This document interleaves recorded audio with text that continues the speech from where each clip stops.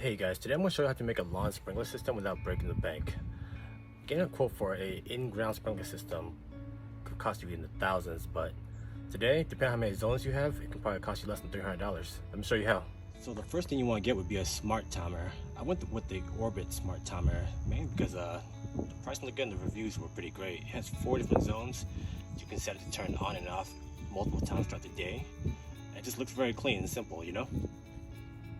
Now the second thing you want to get would be these Orbit sprinklers. These are very good for the price that they come at it. About 15 bucks on Amazon. They have a couple different settings: vertical, shower, flat, small, medium, large.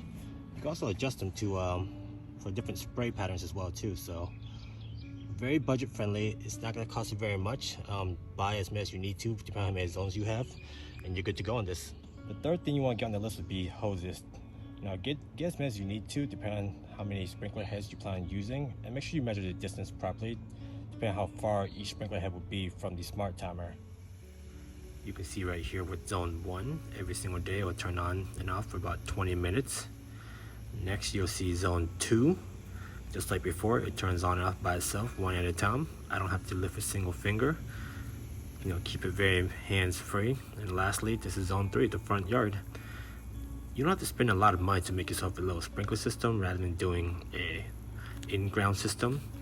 You know, keep it simple, don't overthink it, and get yourself a nice lawn, you know? That's it.